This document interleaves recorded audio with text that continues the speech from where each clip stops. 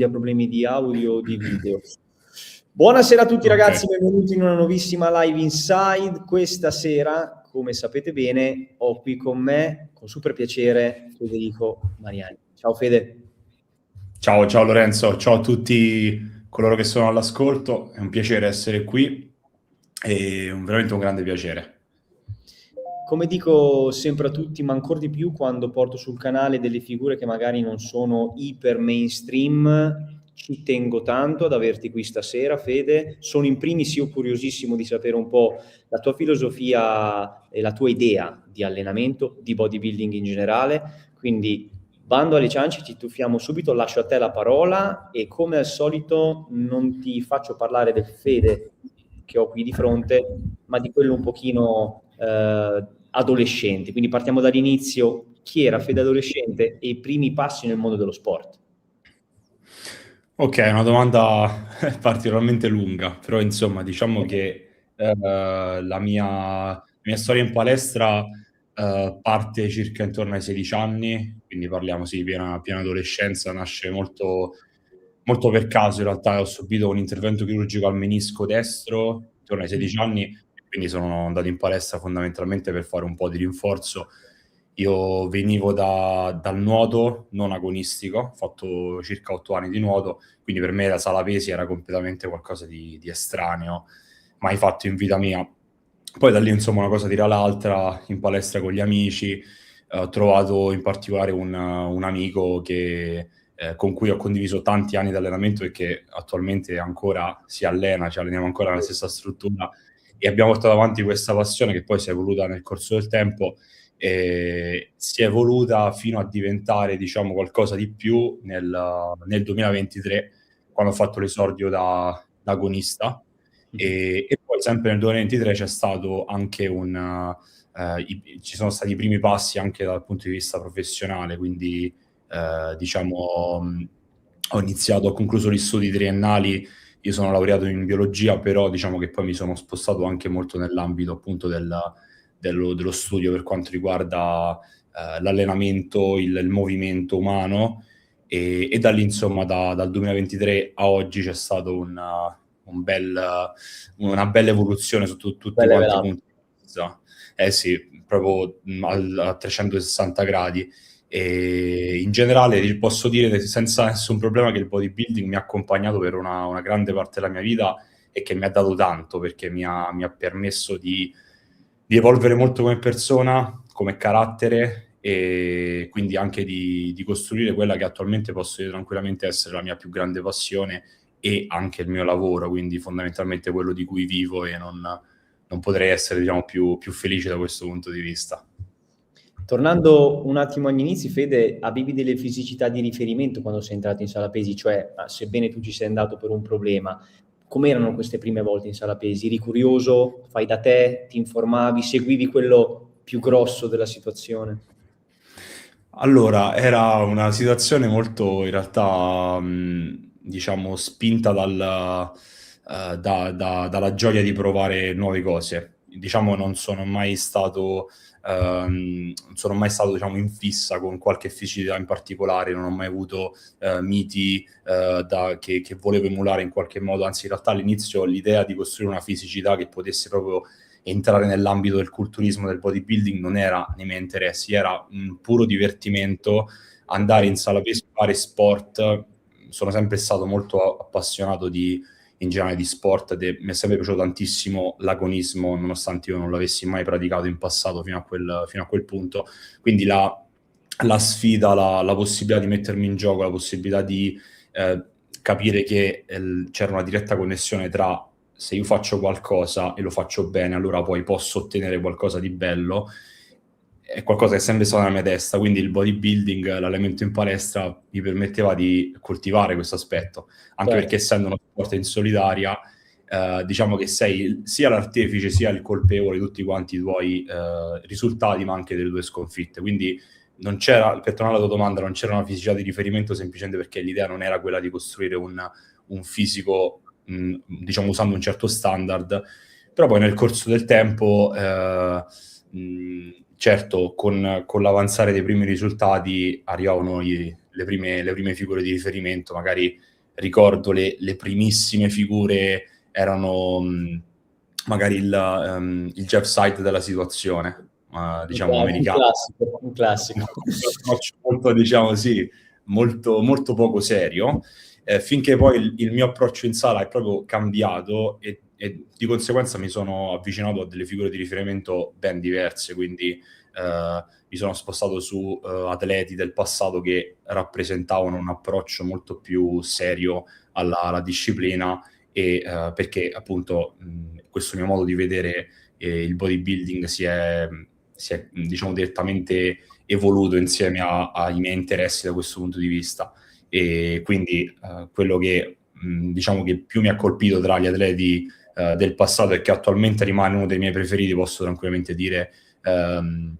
essere Dorian Yates sotto molti punti di vista, partendo dall'etica del lavoro, dall'etica dell'allenamento, l'approccio all'allenamento, quello che diciamo di per sé Dorian ha rappresentato negli anni 90 come rivoluzione dal punto di vista sia di fisicità ma anche di approccio in generale e quindi di conseguenza è diciamo, è l'atleta in cui mi rispecchio di più dal punto di vista dell'approccio, ovviamente con le dovute differenze, però ecco, prendo un po' da tutto, un po' da tutti, però se dovessi trovare un punto di riferimento probabilmente ti direi una scuola di quel tipo, insomma, ecco.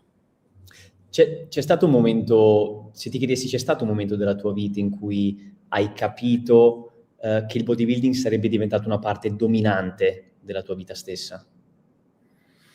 Probabilmente pochi anni fa in realtà, perché è sempre stata una grande passione che mi permetteva appunto di riempire le mie giornate di qualcosa che mi piacesse veramente tantissimo. L'ho iniziato a prendere più seriamente probabilmente quando ho finito i miei studi universitari in triennale, proprio con l'idea del mi piace.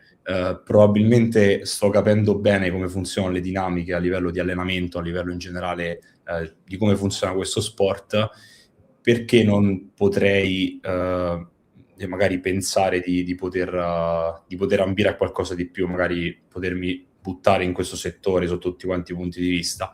E quindi diciamo che da quel punto la passione si è trasformata anche in qualcosa di più e ha portato insomma fino adesso. Quindi se dovessi dire un'età, probabilmente parliamo di 19-20 anni post-Covid comunque. Il Covid è stato molto un periodo di una sorta di linea di demarcazione per me, per un sacco di punti di vista. C'è un pre-Covid, un post-Covid e il bodybuilding inteso come parte integrante della mia quotidianità sicuramente rientra nel post-Covid e in maniera sempre più predominante, insomma. Chiudendo con il passato, poi passiamo un attimo al presente. Ci sono stati degli errori tecnici o concettuali che hai fatto nei primissimi anni che oggi non ripeteresti mai? Bella domanda. Io devo dire che sono stato molto fortunato perché nei primi anni di palestra ho avuto l'opportunità di allenarmi in una struttura dove il gestore della palestra, che ovviamente era un po' il capo della situazione, l'unico istruttore di sala, un po' come succedeva magari qualche decennio fa, era una persona sufficientemente formata, quindi comunque mi ha insegnato ad approcciare l'allenamento in una maniera molto qualitativa ed è anche grazie a questo che probabilmente non ho mai subito nessun infortunio grave di cui mi dovessi pentire al giorno d'oggi. Quindi errori gravissimi non sono mai successi, però sicuramente quello che succede un po' a tutti quanti a livello di evoluzione atletica è la consapevolezza che all'inizio quello che pensavo fosse il 100% della possibilità di espressione in sala era in realtà molto più bassa di quello che potevo potenzialmente fare. Parliamo di intensità, effort, parliamo di volume gestito, parliamo di qualità in generale del gesto. Non c'è mai stato nessun approccio estremamente diciamo, esagerato, esasperato in nessuna direzione. È stato un percorso molto lineare, quindi errori gravi non ce ne sono.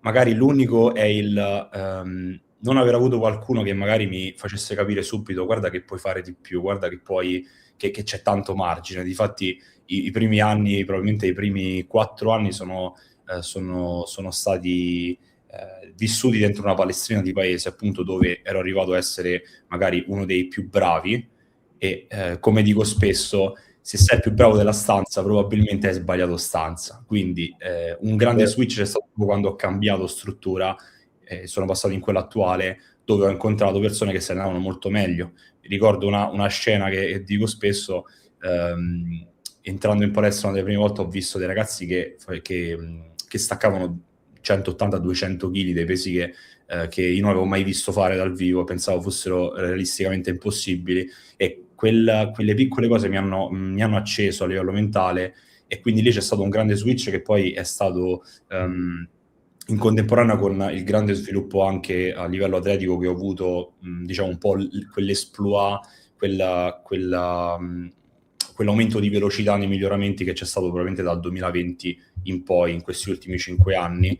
E quindi questo, uscire dalla zona di comfort e mettersi in un ambiente più stimolante, è quello che probabilmente ha esatto, e che ha risolto il problema principale che avevo nei primi anni, ecco. Hai parlato di infortunio, o meglio, hai detto che sei fortunatamente, mettiamola così, o anche meritatamente cresciuto senza grandi infortuni. Parlando con certi professionisti, alcuni dicono che in realtà l'infortunio anzi augurano quasi l'infortunio, perché dall'infortunio riesci ad imparare quello che magari non devi fare, un bel insegnamento. Pensi che ti manchi questo o meglio così? Allora, penso di aver recuperato dopo, e Cioè, quindi se l'hai fatta a recuperare. sì, diciamo che a un certo punto capita un po' a tutti, proprio per lo stesso principio che hai detto tu, insomma, perché è propedeutico, ti insegna. Dal mio punto di vista però è importante che queste dinamiche accadano quando tu sei pronto a riceverle, perché dal mio punto di vista un conto è farsi male magari in maniera importante quando si hanno 16-17 anni, Sì. perché la mancanza di maturità può portarti anche a dire guarda, mi sono fatto male, forse è meglio che lascio stare, perché forse la palestra non fa bene. Invece quando si hanno diversi anni di allenamento sulle spalle, quando si è un atleta magari più formato, magari se si è anche un professionista del settore, l'infortunio lo si interpreta in maniere diverse, quindi si inquadra in un'ottica un po' più attiva, nel senso che posso trasformare quell'evento traumatico in qualcosa che mi insegni come muovermi. Quindi io questa cosa ci tengo tanto a, come posso dire, a promuovere soprattutto ai ragazzi magari che iniziano da poco in palestra, anche solo l'idea di potersi rivolgere a un professionista, soprattutto dal vivo, perché l'infortunio che arriva prestissimo è qualcosa che può veramente stroncare quella che potrebbe essere tranquillamente una passione che si evolve negli anni, e chissà, magari anche una carriera atletica, agonistica. E quindi l'infortunio è proprietario quando si sa prendere, elaborare, perché sennò altrimenti risulta magari traumatico e traccia una linea di fine sullo sport in generale del sollevamento pesi, insomma. Qual è il tuo miglior consiglio per gestire un infortunio, se te lo dovessi chiedere, per un atleta comunque non del tuo livello, ma comunque abbastanza avanzato, non parliamo di neofiti? Gestire un infortunio, diciamo, prenderlo con filosofia, quindi in primis rimanere calmi e ricordare che nella maggior parte dei casi non è mai un evento traumatico che segna la fine totale dell'allenamento e dell'esperienza in sala pesi. Sicuramente potersi rivolgere e contare su delle figure professionali che possano aiutarci in quel momento è importante. Il coach, ma anche figure esterne. Spesso vedo la figura magari del fisioterapista troppo diciamo, sottostimata da parte di alcune persone, quando in realtà se ci si affida a professionisti bravi, questi possono dare un aiuto molto importante. Però una delle cose più importanti è rimanere lucidi, ricordare che l'infortunio ha sicuramente poi un follow-up positivo se lo si sa gestire bene, che non bisogna ignorare i segnali del corpo. Questo è importante perché è il classico, la dinamica classica è che il bodybuilder ha un dolore alla spalla, prova il giorno dopo a tornare ad allenarsi cercando di trovare qualche angolazione, qualche esercizio che non faccia male, ma non è proprio così che si risolve il problema. Bisogna fare un passo indietro per farne 3-4 avanti, e quindi consapevolezza, pazienza, tantissima pazienza. Alcune volte io quest'anno sono stato, diciamo, dietro purtroppo a diverse problematiche, dalla spalla a lombalgie, diciamo, sporadiche. Sono caduto in una buca per strada e mi sono lesionato un tendine della caviglia, quindi immagina la frustrazione del non potersi allenare perché c'era una buca per strada. In quel caso le opzioni erano non so, mollo tutto perché veramente mi rode troppo la situazione, o mi alleno lo stesso e peggioro la situazione, oppure con calma, pazienza, so che se oggi non mi alleno, domani non mi alleno, tra un mese mi tornerò ad allenare come avevo sempre fatto. Fatto sta che attualmente non ho più limitazioni, quindi la pazienza ha ripagato, e questo in questo sport è la base. Essere paziente è l'unico modo per arrivare all'obiettivo, quindi se non c'è quello, forse o si è sbagliato sport, oppure bisogna imparare a farlo questo sport. Hai fatto la scelta giusta, non facile da prendere, perché come dici te, spesso siamo portati, parlo di chi si allena in palestra, a voler fare qualcosa di più, pensando che fare qualcosa di meno faccia automaticamente regredire, quando in realtà quando si parla di infortuni, acciacchi, eccetera, fare un passo indietro, come dici tu, ti permette poi di farne 2, 3 avanti, e quello è più che fondamentale. Salutiamo tutti i ragazzi che ci seguono, salutiamo anche Ale, sempre un piacere avervi qui con noi. Fede, abbiamo parlato, ripeto, di te in fase un po' adolescenziale, quando hai mosso i primi passi. Ti senti diverso, pensando al Fede adolescente, ai ragazzi che iniziano oggi?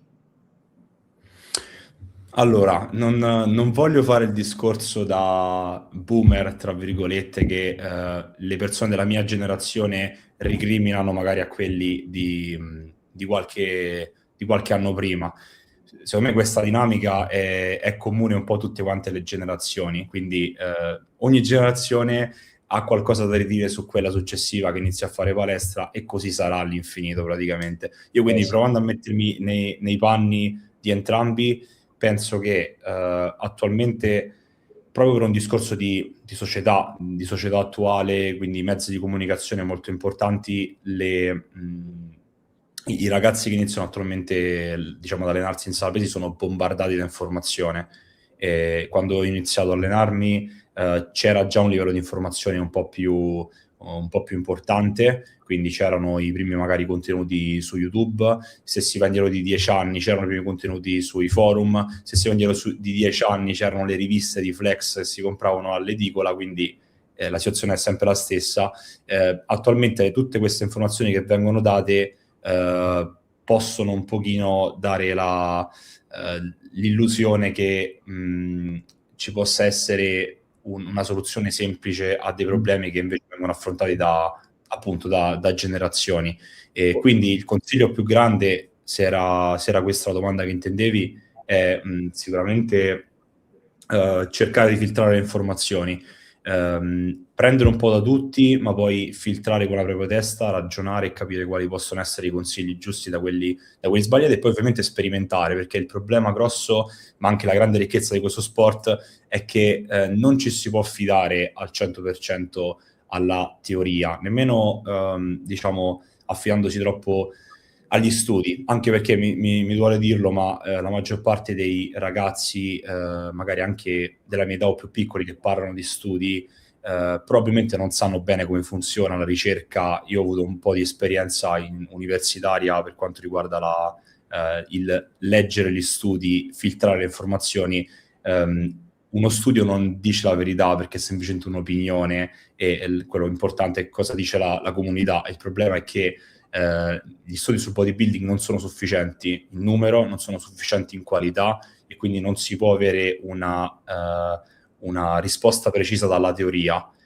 Si possono avere degli spunti. Poi la pratica è quella che fa da padrone, ma anche perché il metodo scientifico funziona partendo dalla pratica, osservando un fenomeno, quindi quella persona ha sviluppato una certa fisicità, magari anche rimanendo nel contesto natural, in quel modo. Io mi chiedo come ha fatto, cioè qual è il filo conduttore che lo ha portato al risultato. Magari ha fatto qualcosa che cozza con alcuni studi teorici, sì, però comunque la fisicità l'ha sviluppata, quindi io devo partire dal dato di fatto e cercare di capire una certa motivazione. Anche perché tu lo sai bene, perché comunque hai la possibilità di parlare con tanti professionisti e tanti atleti che hanno anche approcci estremamente diversi. Se una persona che si allena in un modo ottiene un certo fisico e una persona che si allena in un modo completamente diverso ottiene lo stesso fisico, deve esserci un filo conduttore. Non possiamo dire a prescindere che un approccio è sbagliato e uno è giusto, perché il risultato c'è lo stesso. Quindi l'obiettivo anche mio personale in questi anni è stato ascoltare un po' da tutti e capire quale potesse essere il filo conduttore che poi portasse all'obiettivo, al risultato finale, perché poi è quella la cosa importante. Se ci si ragiona su, alla fine questo filo conduttore è facile da trovare e risiede sempre in degli aspetti che tutti gli atleti hanno. Di questa cosa spesso è capitato di parlare, e se dovessimo riassumerli sarebbero sicuramente l'attinenza a quello che fanno, la ripetitività di quello che fanno, quindi il fatto di ripetere costantemente per tanto tempo il loro approccio, e in generale anche, se posso, quel drive, quel motivo che li spinge a continuare ad andare avanti ogni giorno, perché parliamoci chiaramente, se non si ha un perché personale, certi approcci non si portano avanti, diciamo, certi approcci a questo sport che magari possono essere anche un pochino pesanti, un pochino difficili per la persona media, bisogna avere un proprio perché, e questo si sviluppa negli anni e può essere di natura molto varia, insomma, variegata, ecco. Non posso che essere d'accordo con ciò che hai detto, lo vedo, lo rivedo quando vado a fare appunto tutte le trasferte che faccio, quando apro le orecchie, ascolto chi ho davanti. Ognuno di questi, sebbene abbiano metodiche agli antipodi, posseggono un filo conduttore, che è quello che hai appena detto.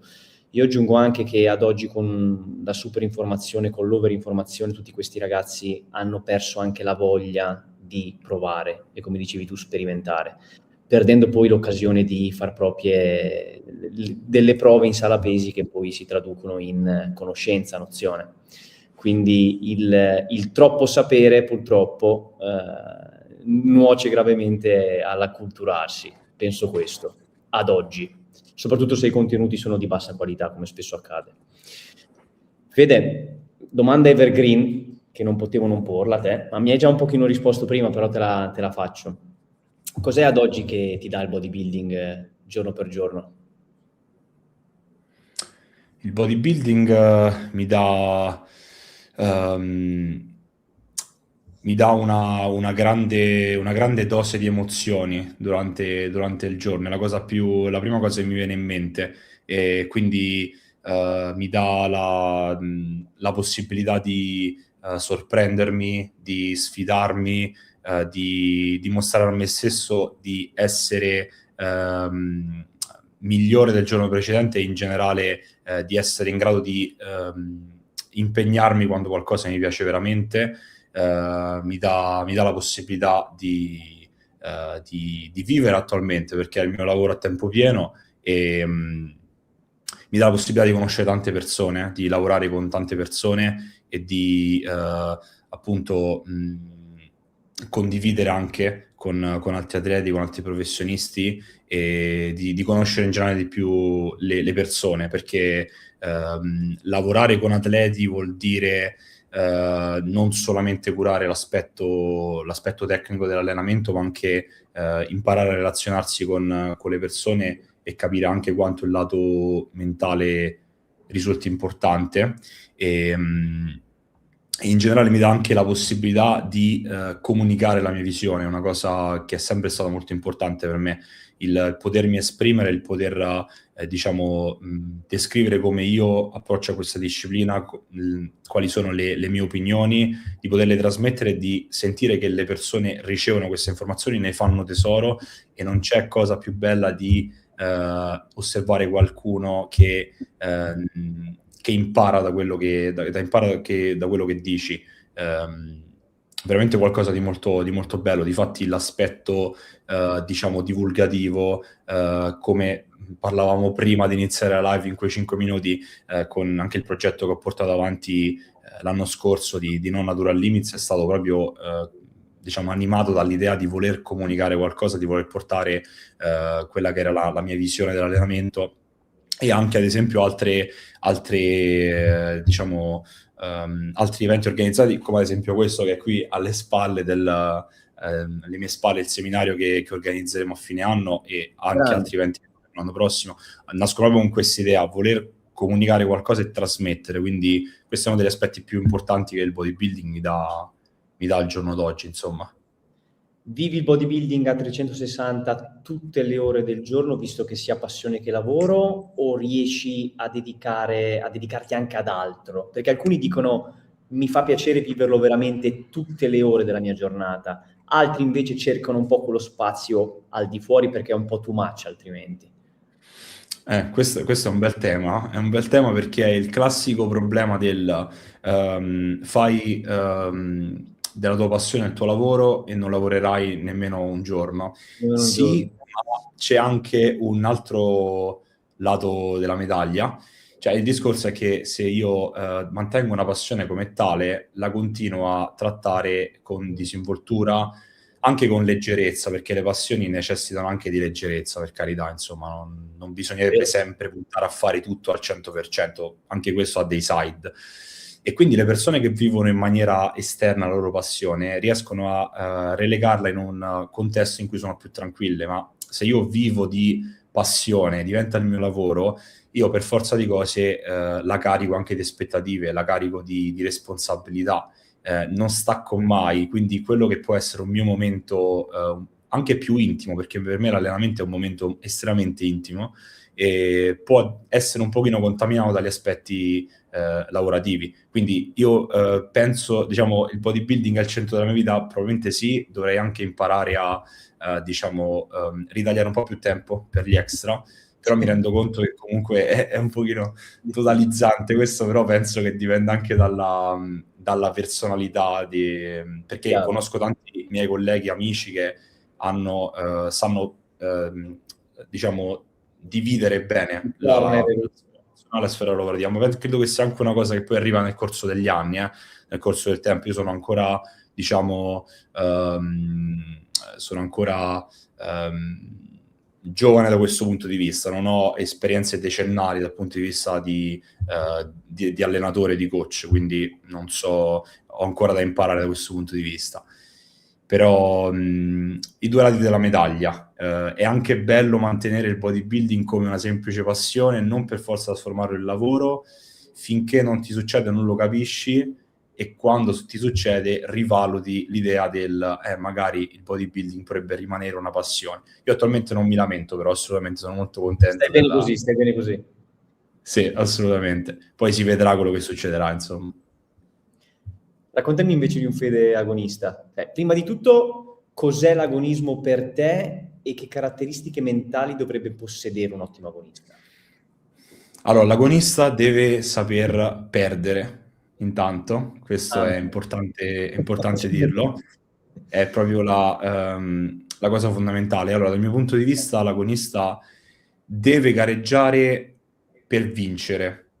Questa deve essere una delle cose fondamentali, perché l'agonismo, lo dico senza problemi, è bello perché è fatto di competizione.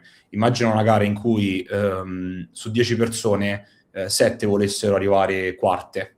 ok? Non ci sarebbe la stessa adrenalina, la stessa anche ambizione ad arrivare primi. Ed è proprio questo il bello dell'agonismo, che c'è un qualcosa che stimola in maniera costante, che ti stimola perché sai che esattamente come te tutti quanti gli altri possono vincere, però vincerà solo uno, tutti gli altri perderanno, ma questa è una cosa bellissima perché rende il tutto estremamente appunto stimolante, emotiva, e se sei un buon agonista per te è stimolante. Se non sei pronto per fare l'agonista può essere estremamente frustrante, perché la verità è che nelle gare vince uno, quindi se tu gareggi devi dare per scontato che 90% delle volte non vincerai, perché se vincessero tutti non esisterebbe l'agonismo. Quindi l'agonismo per me è questo, è ovviamente anche divertimento, ma soprattutto sfida verso se stessi, è un modo per mettersi alla prova, è un modo per provare determinate emozioni che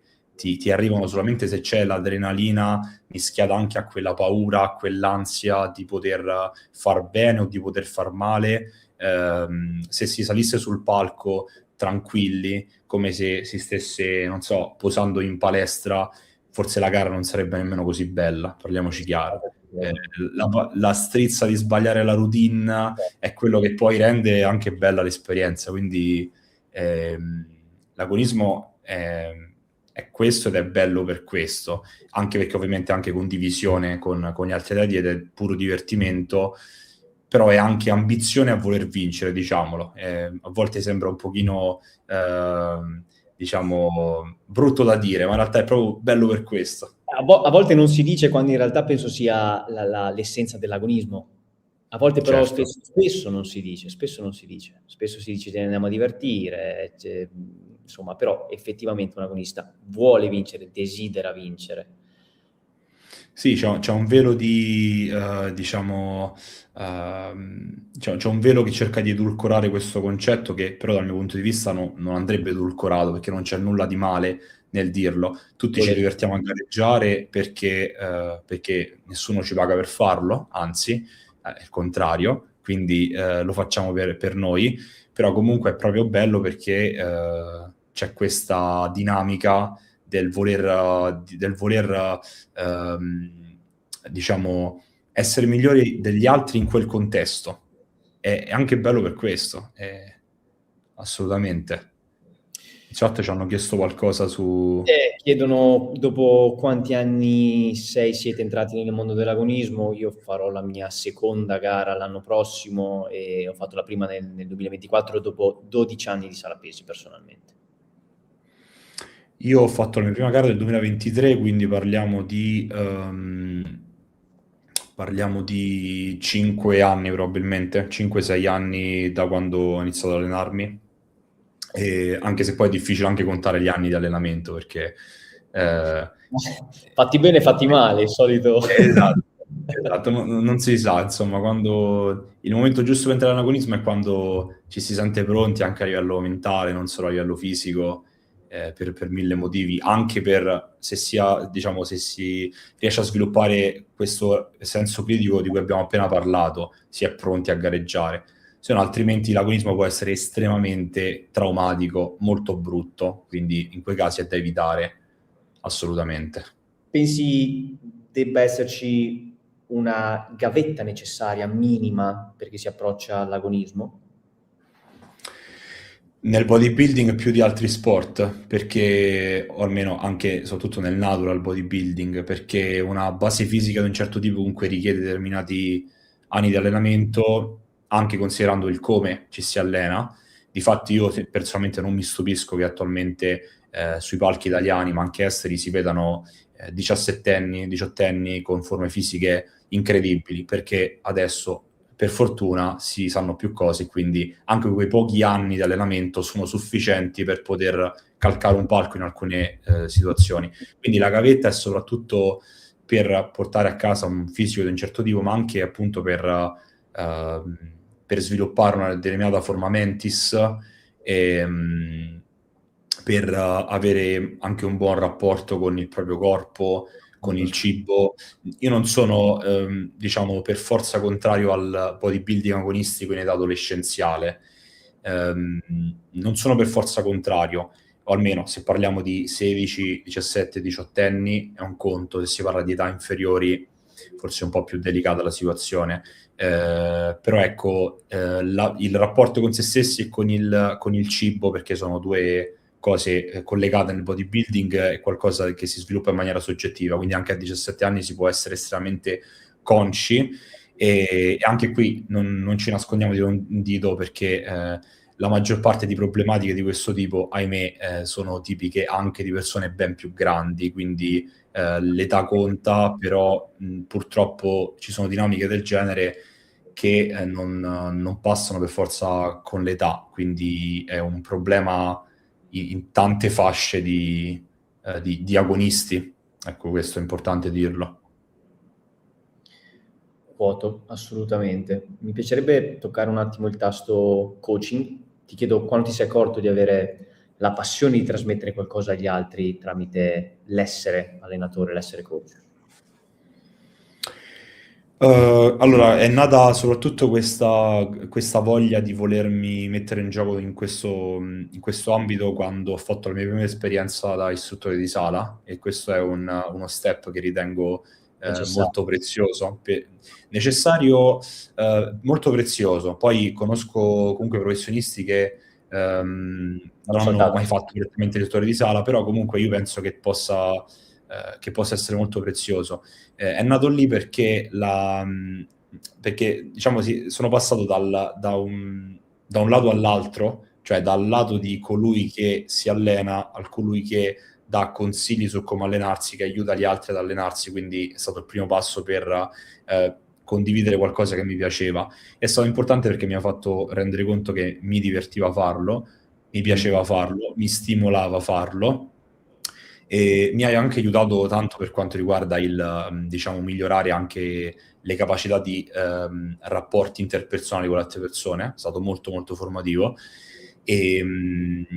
Però ecco, mi ha dato tanto da questo punto di vista e anche dal punto di vista pratico-teorico, perché una sala pesi affollata di lunedì a settembre ti mette davanti a tantissime dinamiche diverse, soprattutto in palestre magari molto frequentate, e quindi ti mette davanti una scelta: o si rimane nel conoscere qualche concetto, arrangiarsi, essere molto generico, oppure prendere queste informazioni e capire che io con quelle informazioni posso imparare, posso diventare più bravo. Magari finisce il turno in sala e io a casa cerco informazioni e mi chiedo come posso fare per aiutare questa persona. Ti dà la possibilità di crescere. È come se qualcuno ti desse una marea di informazioni, tu puoi decidere se metterle di lato oppure chiuderti di più, investire tempo, energie e imparare qualcosa. E da qui c'è stato un loop che si è autoalimentato nel corso del tempo, e che quindi poi mi ha portato a voler dire: non voglio più fare istruttore di sala, voglio iniziare a occuparmi di sedute di personal training che sono più specifiche.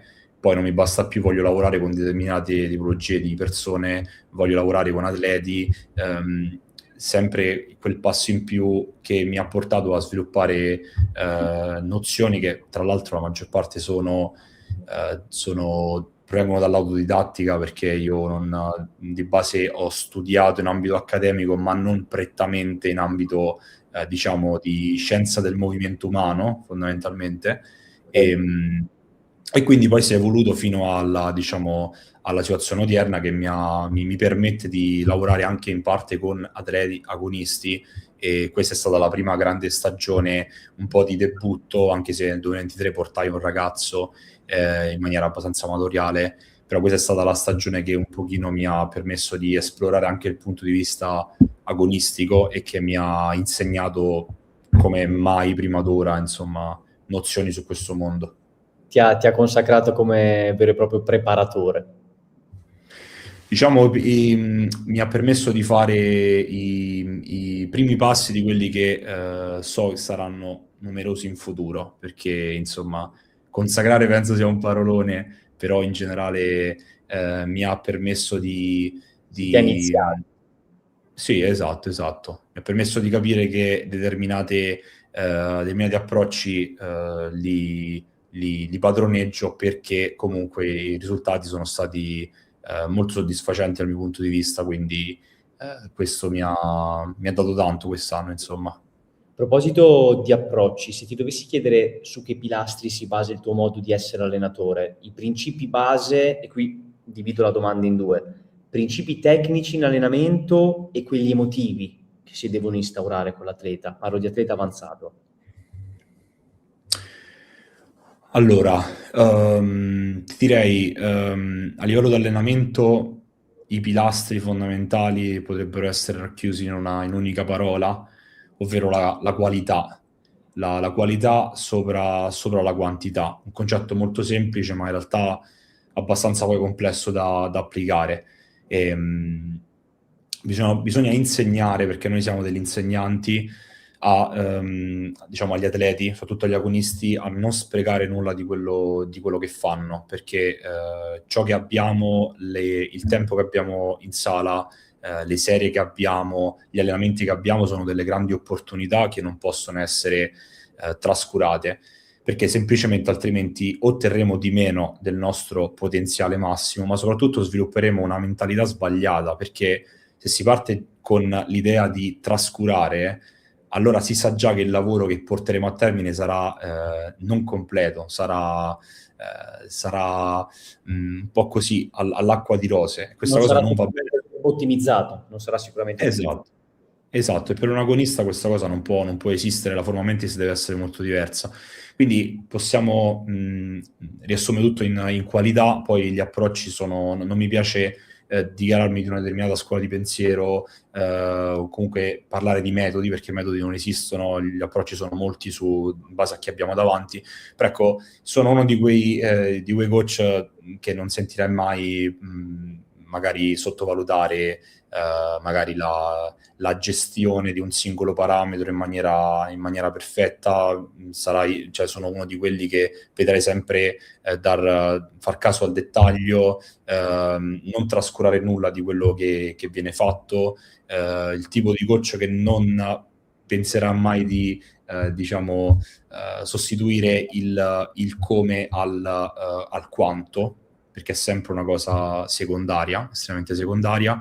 E invece dal punto di vista mentale, che mi dicevi anche tu, di rapporto con l'atleta, sostengo tantissimo il concetto di comunicare con l'atleta, di rimanere in contatto con l'atleta, perché quando non si hanno scambi di opinioni, scambi di feedback, allora il percorso diventa totalmente casuale, randomico. Meglio anche lavorare con meno persone, ma lavorare bene. E se parliamo di agonisti in un ambito appunto di preparazione, i feedback sono tutto, perché si basa su quello poi l'andamento della preparazione, e instaurare un rapporto coach-atleta che sia professionale, quindi con un minimo di distacco, ma anche diciamo un po' più emotivo. È importante creare una ratio tra questi due aspetti, ed è anche compito del coach non sbilanciarsi da nessuno dei due lati, e non perché gli atleti vadano visti come persone esterne con cui non bisogna avere dei rapporti umani. Questo Lo volevo chiedere. esatto, è importante però capire che se ci si mette troppo sullo stesso piano, passami il termine, il rapporto coach-atleta tende un pochino a diminuire. È importante comunque che si capisca che c'è una persona che detta le regole, tra virgolette, del gioco, e la persona che invece diciamo le segue queste regole e rimane nel seminato che ha dato il coach, perché quel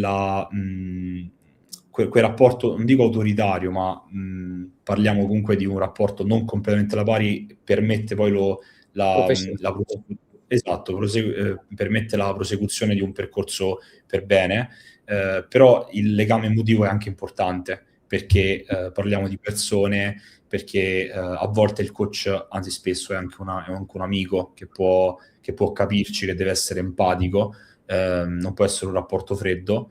E soprattutto, ti ripeto, se parliamo di periodi un po' delicati come la preparazione agonistica, lì interpretare anche i feedback emotivi dell'atleta è importante, perché sicuramente soprattutto le fasi finali sono molto delicate, bisogna capire anche le emozioni di chi si ha davanti, insomma. Mi racconti, visto che è una domanda che faccio spesso, le tue emozioni sopra al palco e sotto al palco da coach, sopra al palco da atleta e sotto al palco da coach? Se dovessi farti una classifica tra le due non saprei quale mettere per prima, sinceramente, perché sono diverse, ma sono entrambe estremamente intense e sicuramente quando si sta sotto non si ha quella, almeno parlo per me, non si ha quella strizza prima di salire, quindi quella sensazione di quasi di impotenza, di quasi quella leggerezza allo stomaco che ti arriva quando stai per salire, perché non sei, da coach non sei il vero protagonista della situazione, quindi un pochino te la vivi in maniera un po' più tranquilla. Però da coach c'è quel grandissimo senso di orgoglio nei confronti dell'atleta, cioè sapere che quell'atleta è stato con te per tutto quel tempo, ha eseguito passo dopo passo quello che è stato fatto. In certi periodi hai visto, hai sentito più volte lui che magari la tua fidanzata a tratti, e poi lo vedi lì, lo vedi che si diverte, lo vedi che riesce a coronare un sogno, a coronare un percorso, e allora la sensazione più grande è proprio la gioia, come se si vedesse una persona di cui si è estremamente fieri portare a casa un risultato, ed è bellissimo, e questo a prescindere dal piazzamento, perché poi il piazzamento finale è solamente una piccola parte di quel senso di gioia, di gratitudine che provi poi in realtà nel supportare la persona da sotto.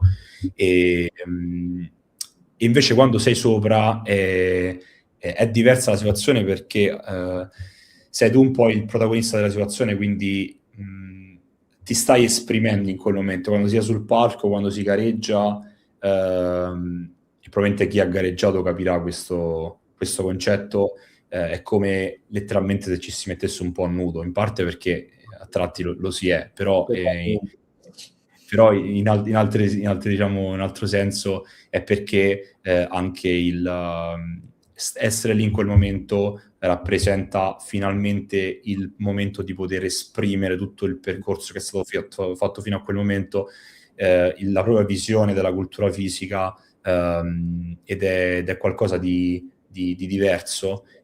Non si capisce nemmeno bene quello che succede in realtà, perché Verissimo. quando si è sul palco non si vede nemmeno, non si vede nulla. Chi non ha mai gareggiato probabilmente pensa che sul palco si abbia una È vero. visione simile a quella che si ha da sotto. In realtà non si vede niente, perché non si vedono gli avversari, non si vede la giuria, si guarda in fondo al palazzetto, quindi non ci si rende nemmeno conto di quello che sta succedendo, non si ha uno specchio davanti, e quindi le emozioni sono diverse. Una cosa simile però c'è, ed è sicuramente quel senso di estrema rilassatezza che arriva dopo che è finita la gara, ed è un senso di pace, di gioia, di tranquillità, come se si avesse proprio vuotato il sacco di quello che si voleva fare, e non c'è cosa più bella, ecco, è una cosa molto bella anche perché succede poche volte.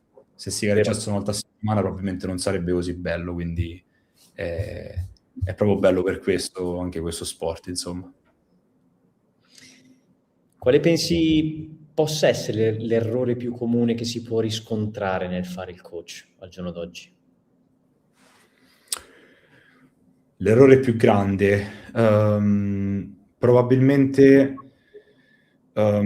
ritenersi sufficientemente pronti in partenza, o comunque sentirsi arrivati, proclamarsi magari come diciamo rivoluzionari, oppure magari pionieri di qualcosa, smettere di avere fame di sapere nuove cose e smettere di mettersi in dubbio, perché dal mio punto di vista un buon professionista è proprio colui che quasi costantemente si chiede se quello che sta facendo è giusto. Questo non è sinonimo di insicurezza, di non sapere quello che si sta facendo, ma semplicemente diciamo, un automatismo mentale di chi si chiede se è veramente sufficientemente in grado di poter lavorare con una persona che in quel momento sta chiedendo il tuo aiuto, e questa è una grandissima responsabilità dal mio punto di vista.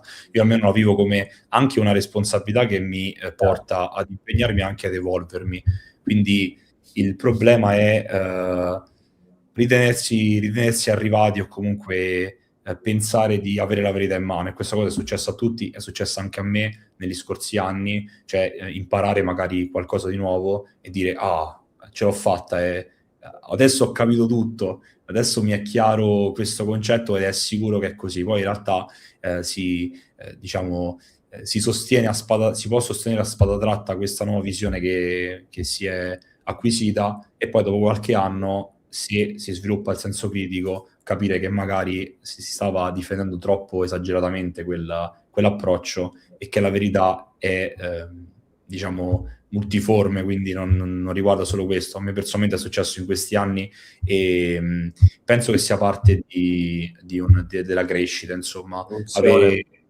esatto, sì, crearsi delle sicurezze mentali inossidabili, e poi rendersi conto che quelle sicurezze si sgretolano e si evolvono, non si distruggono, si evolvono. È importante questo.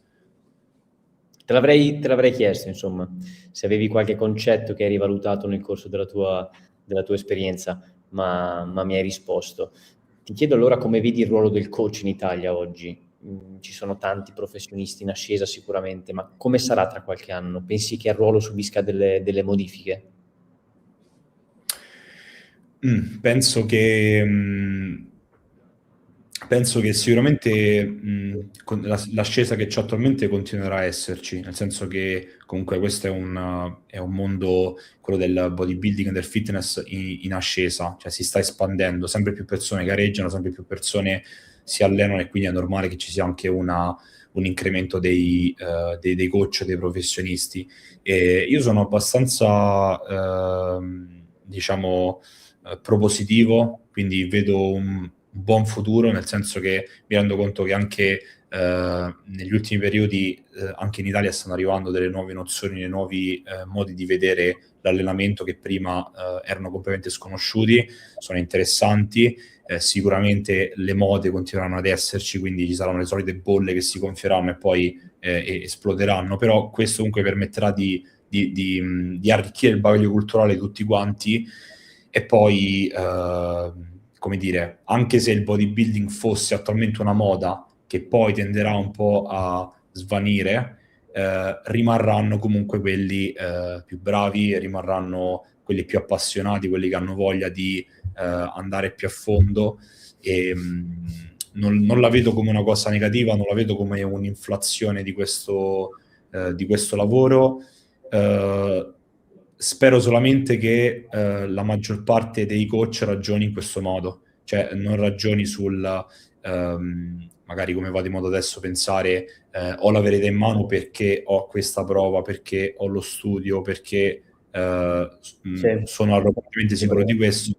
Se continueranno a mettersi in discussione, allora svilupperanno senso critico, se no altrimenti potrebbe esserci una deriva un po' negativa. Però penso sempre che la situazione poi si faccia una selezione di quelli che effettivamente sono anche più bravi, più competenti, e quindi l'ambiente rimarrà comunque qualitativo, ne sono sicuro, e sono molto speranzoso di questo, insomma. Pensi lo stesso dell'ambiente un pochino più a 360 gradi natural bodybuilding? Questa ascesa che si è vista negli ultimi anni, secondo te, sarà tale quale anche nei prossimi, nei successivi? Secondo me nell'ambiente agonistico del natural bodybuilding c'è stata una grossa bolla negli ultimi anni, che in realtà già sta scoppiando, già è scoppiata probabilmente.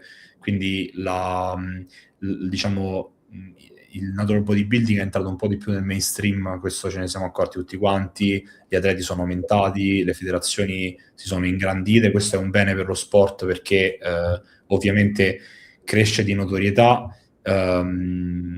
Purtroppo aumentano anche un pochino le malelingue sul discorso appunto, quali atleti sono effettivamente drug free, quali non lo sono.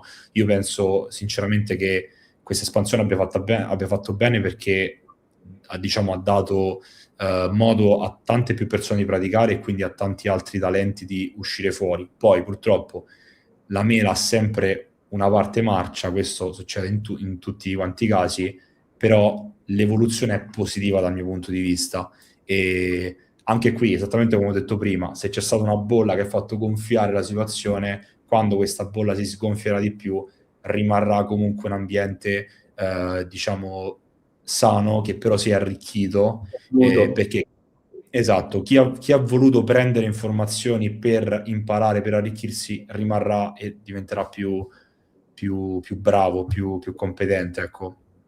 Quindi sono propositivo, ecco, da questo punto di vista tanto. Sei ottimista. Sì.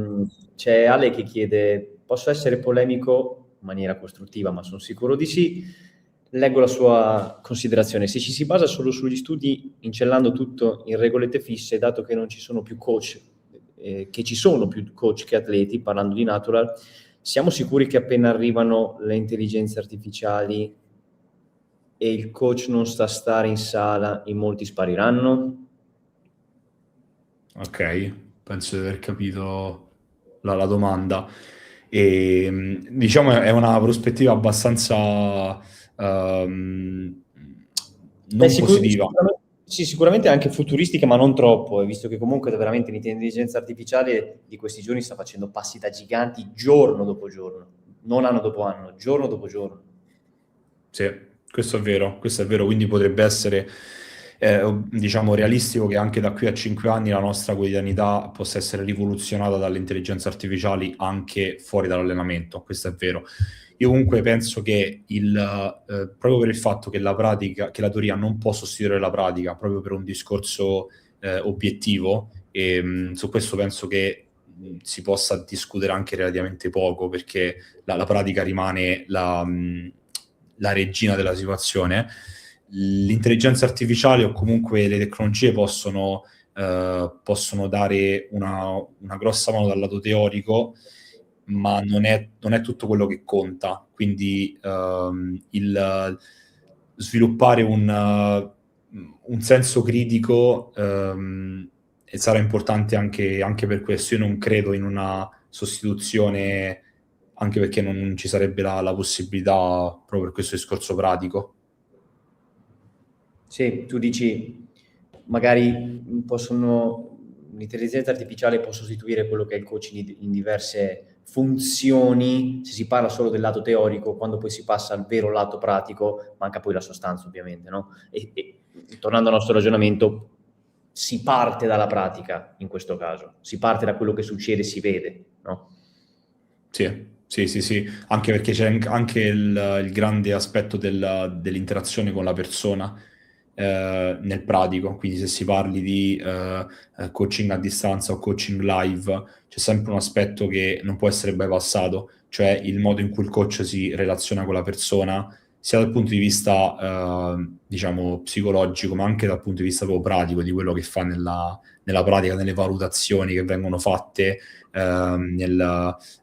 Potremmo fare 1000 esempi anche dal punto di vista della programmazione. Ci sono diciamo, tante situazioni un po' borderline, che sono un po' dei paradossi in certi casi. Cioè la teoria mi dice che teoricamente un determinato approccio funziona in alcuni casi, però può anche essere l'ultima cosa che dovresti fare in un caso diverso. Non si possono mettere delle regole fisse, non so se mi sono spiegato bene. Sì, sebbene l'intelligenza artificiale a volte mi fa paura, nel senso che realmente si impersonifica davvero, soprattutto poi parlando di agonismo, ci sono talmente tante decisioni che vengono dall'intuito più che da ragionamenti veri e propri nero su bianco, che provengono da testi teorici, che probabilmente ancora l'intuito umano supera quella che è un'intelligenza artificiale ad oggi. Poi in futuro mi auguro di no per tanti esperti del settore, ma in futuro non si può sapere. Ti Vedremo. chiedo un'ultima cosa, Fede, poi volevo... c'è risposto Ale che dice lì che volevo arrivare, ciò si scremerà tantissimo il settore, resteranno le persone che realmente si sanno allenare. Concordo. Vero anche questo, sì. Abbiamo parlato del parametro che ritieni più importante, che è un parametro che non tutti spesso mi dicono, perché tutti si fossilizzano su quella che è l'intensità, parametro ovviamente super importante, no? Tu hai parlato di qualità. qual è il miglior modo per un atleta nella sua carriera allenante per allenare la qualità? Allenare la qualità vuol dire abituarsi al concetto di cui ho parlato anche prima, cioè del non sprecare ciò di cui si ha a disposizione. Quindi potremmo appunto parlare di intensità, come hai detto tu, perché forse è il primo parametro che ci viene in mente. Se io so spremere al massimo la serie, allora sono sicuro di trarre quasi il 100% di quello che potevo trarre da quella serie. Questo è solamente un esempio, perché io posso fare un ragionamento qualitativo su tutte quante le variabili, posso saper gestire sempre meglio il volume nel corso degli anni di allenamento, e questo è uno delle più grandi progressioni a cui deve puntare l'avanzato quando ha appunto un livello di allenamento veramente alto, ma posso essere qualitativo sotto tutti quanti i punti di vista, a livello di attivazione, a livello di percezione muscolare, a livello di gestione anche dei parametri esterni, del sonno, dell'alimentazione, del lifestyle a 360 gradi, che poi mi può portare all'obiettivo. E ripeto,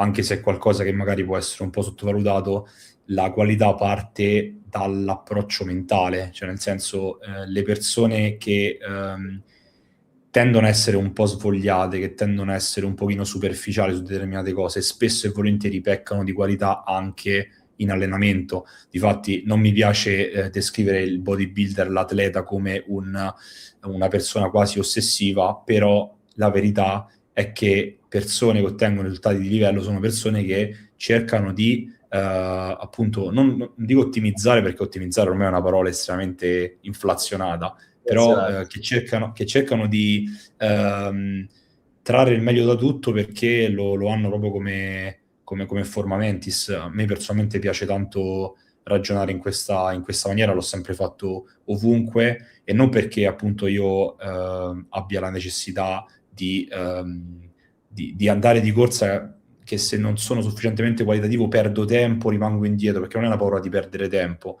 ma è il pensiero di non riuscire a sfruttare al massimo quello che si ha, perché tutto quello che si lascia è perso, quindi è un Certo, peccato, è un peccato. certo. Quindi qualità te la definirei così, molto generico. Poi si potrebbe sicuramente discutere di più cose, però ti ripeto, visto che io non sono sostenitore di metodi, e non sono qui a dirti io sono per l'alta intensità, sono per l'alto volume, perché queste cose sono secondarie in realtà. La cosa che è importante principalmente è quella che sta a monte, e poi tutto quanto il resto viene come conseguenza. Mi hai risposto e sei stato super esaustivo, era una cosa che mi interessava particolarmente. Mi hai mandato delle foto e ora vorrei presentarle qui e commentarle assieme. Ti condivido lo schermo, dimmi solo se si vede, ovviamente sono foto che mi Eccolo, traggono un filo ok. agonista. Raccontami un po' quello che vediamo. Allora, a sinistra c'è una foto del mondiale INBA a Manchester del 2023.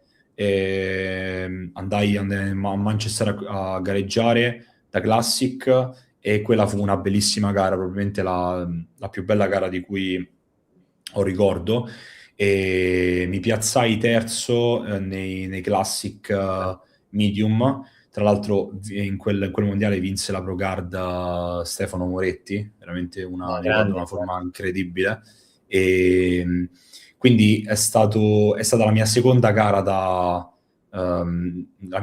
in carriera in realtà, perché io feci la qualifica NBFI la settimana prima, la settimana dopo ero al mondiale a Manchester, e quindi veramente un bel ricordo, un'organizzazione incredibile, organizzata dalla UKFBA, o stata lì insomma, e un livello di organizzazione che in Italia ancora manca, sono sincero, una visione dell'atleta di bodybuilding molto più qualitativa di quella che viene fatta in Italia per alcuni punti di vista, anche se attualmente stanno muovendo molti passi avanti, di questo sono molto felice, anche qui sul suolo nostrano.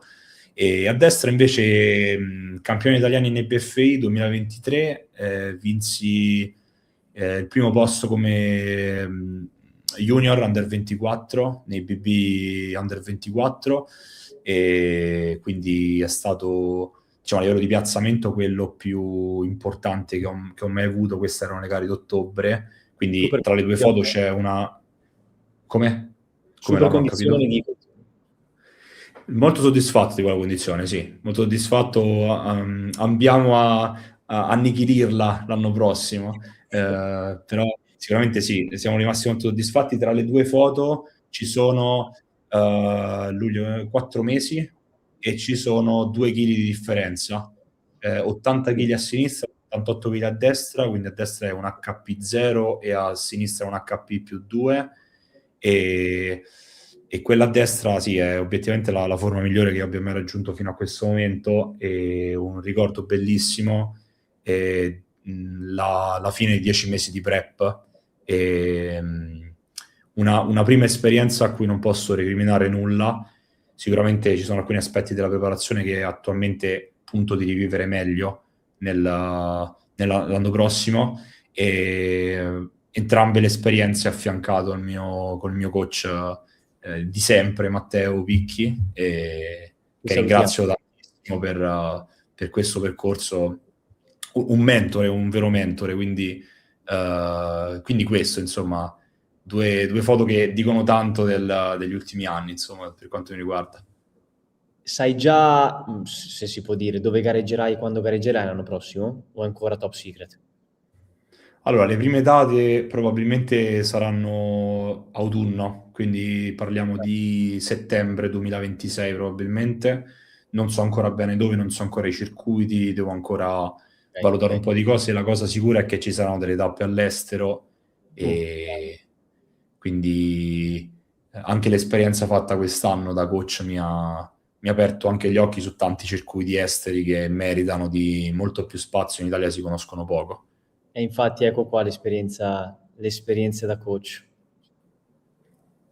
Sì, queste sono due foto delle selezioni a Bussolengua NBFI di quest'anno, con i due ragazzi che ho portato in gara, Lorenzo a sinistra, Marco a destra, BB è un classic, e questa è stata la prima uscita per Marco sulla destra, e per Lorenzo questa in realtà è stata la seconda uscita, di cui la prima con una condizione che ritenevamo effettivamente, diciamo, come il nostro esordio vero e proprio di stagione. La prima fu una uscita di prova, mettiamola così, per testare diverse cose. Esatto. E poi da qui, insomma, la stagione per Marco si è conclusa con un secondo posto nei Classic Junior. Molto contento di come Marco ha gestito la preparazione, e parliamo di due ragazzi 2002, e rimasta veramente una bella esperienza con lui, molto molto felice.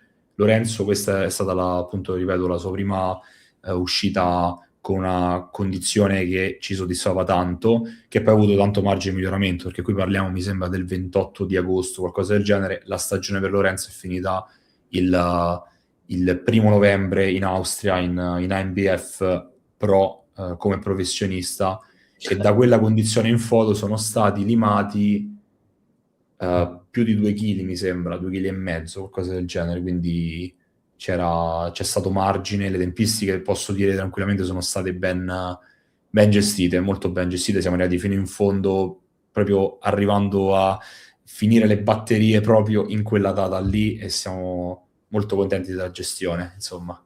Guarda, io non ho seguito in particolare Marco, faccio comunque complimenti a voi.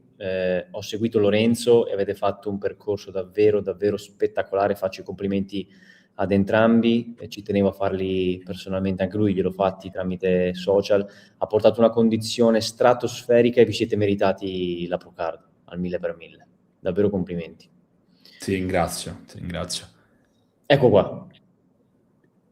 Ecco qua. Queste qua sono state le due uscite principali della stagione.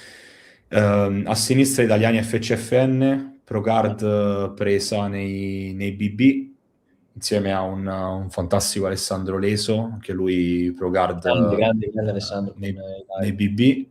E la forma in FCFN è stata veramente veramente soddisfacente. È stata in realtà la prima vera pick quick che abbiamo fatto, la seconda è stata fatta poi 6 settimane dopo in AMBF, e è stata una pick quick calibrata veramente bene, di cui sono stato molto molto contento.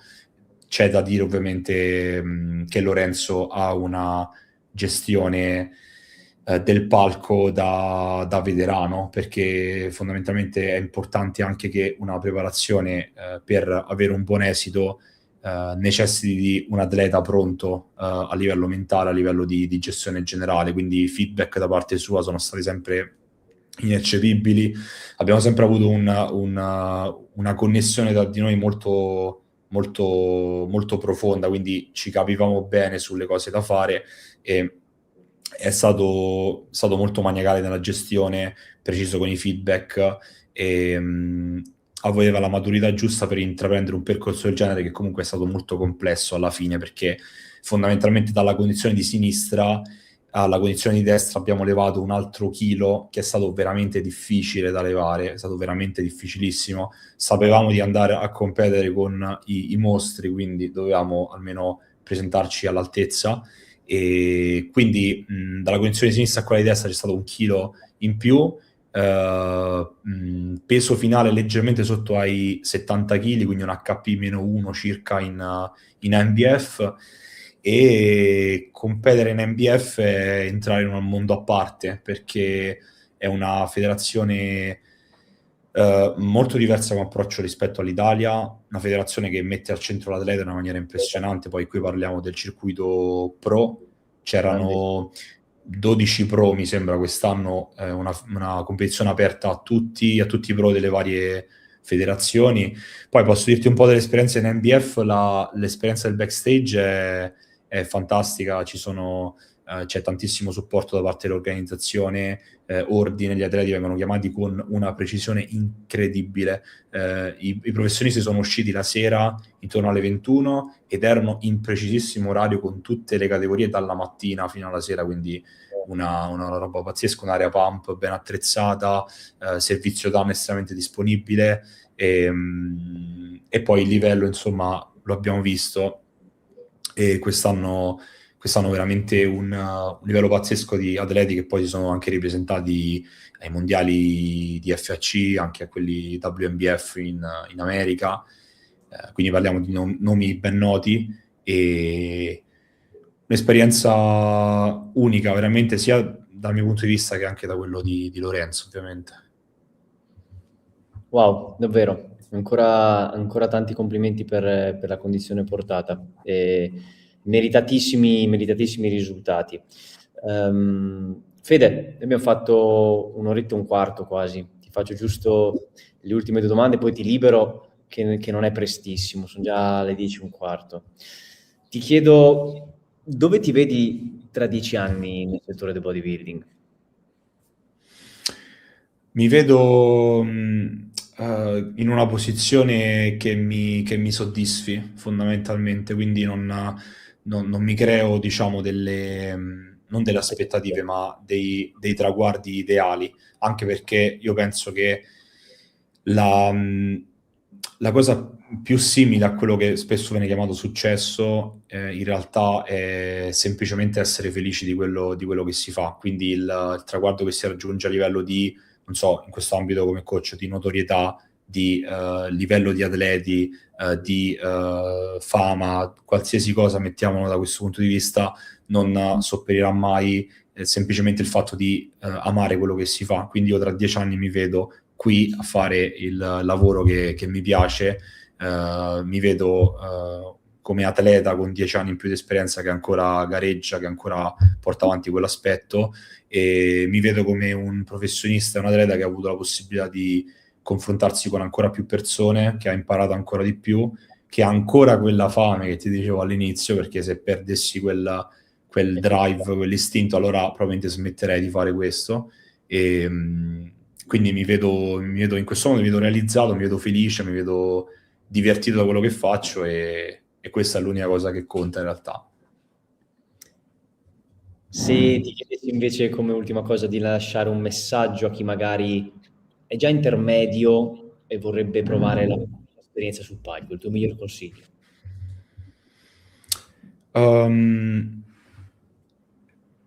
Il mio miglior consiglio può essere chiedetevi se avete un perché, cioè interrogatevi sul vostro perché, cioè perché volete gareggiare, c'è un qualcosa che vi spinge a farlo e non deve essere semplicemente la voglia di vincere, ma può essere una qualsiasi cosa in realtà. Se c'è quel drive, se c'è quella motivazione che vi spinge a volerlo fare, fatelo, perché è un percorso che vi darà tanto, vi farà divertire, vi metterà sotto pressione, vi lancerà tante sfide che, se sarete in grado di cogliere, vi permetteranno di crescere, di migliorare tantissimo sotto tutti quanti i punti di vista, e vi farà scoprire tantissimo, perché vi assicuro che il voi del post-prep è estremamente diverso dal voi pre-prep, perché si va proprio a scoprire la propria essenza, perché ci si trova in situazioni anche molto scomode, che però appunto ti mettono molto alla prova, e questo, per chi lo sa prendere, è estremamente stimolante. Quindi chiedetevi questo, se avete un perché solido, e poi rincorretelo e non ve lo fate scappare, perché è questo il gareggiare con se stessi e con gli altri, insomma. Grande, grande Fede, mi fa davvero piacere, insomma, averti portato sul canale e averti lasciato questo spazio. Sei stato di insegnamento, di compagnia, e insomma, sono fiero di averti portato all'ascolto un po' di tutti. Ragazzi, grazie per essere stati con noi. Fede, Grazie a tutti per averci ascoltato, grazie a te, Lo, insomma, per l'ospitalità, è stato un grande piacere, quindi anzi, ben volentieri, se ci saranno altre occasioni, si rifarà con grande piacere, quindi grazie a tutti, insomma. perché no, magari dal vivo ci scappa anche un allenamento. Ah sì, assolutamente. Un abbraccio a tutti, buona serata Fede, grazie ancora. Ciao ragazzi, ciao Ciao, Lo. sì, ciao a tutti.